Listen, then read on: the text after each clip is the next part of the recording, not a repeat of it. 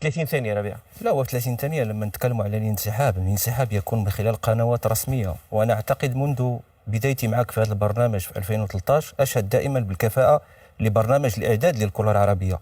معناه انه برنامج الاعداد للكره العربيه لم احضر لاي برنامج وانه تناسى او لم يعلن عن اعلان رسمي لجهه معينه، وبالتالي انا اليوم اتفاجأ اذا برنامج لم يكون من خلال التقرير بانه فعلا الجزائر انسحبت، والانسحاب يكون من خلال القنوات الرسميه. وانا اؤكد كلامك على انه المغرب فاز باستحقاق في تواجد الجزائر، الجزائر لم تنسحب من 2025 ولا يوجد اكثر قناه رسميه مثل تصريح رسمي لرئيس الاتحاد امام القنوات الجزائريه، وهو ليس مطالب ان يصرح في القنوات العالميه. المواقع الرسميه للاتحادات موجوده لحظه لانه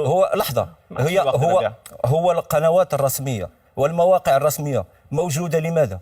لإعلان هو المفروض أنه ولتنوير الجمهور. هو المفروض ينزل بيان صحيح في الموقع الرسمي للاتحاد الجزائري. هو لما يتكلم أخي هيكل، أنا لما أتكلم قال لك أنه لم يكن هناك بيان. التصريح هو شخصي. لا هيكل شخصي.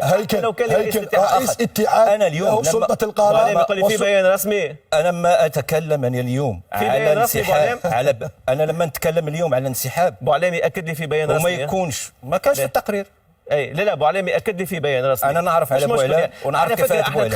دخلنا في جدال يعني عادي جدا. المغرب استحق التنظيم كأس افريقيا 2025 والجزائر بقيمتها كان المفروض ان تنظم كأس افريقيا 2027، ولكن باعتبار عدم امكانيه تنظيم كأسين في منطقه جغرافيه واحده سيتاجل هذا الامر، وانا متاكد انه 2029 ستكون في الجزائر ان شاء الله. لماذا نتكلم عن الانسحاب اذا فاز المغرب باستحقاق؟ لماذا لم نتكلم عن الانسحاب لما ترشحت الجزائر مع الست الدول الافريقيه ولم تنل احتضان 2019 2021 2023؟ الجواب سهل، لانه كان هناك رئيس ليست له الخبره والتجربه وهو جيد بزاف. طارق سالم الى حد الان لم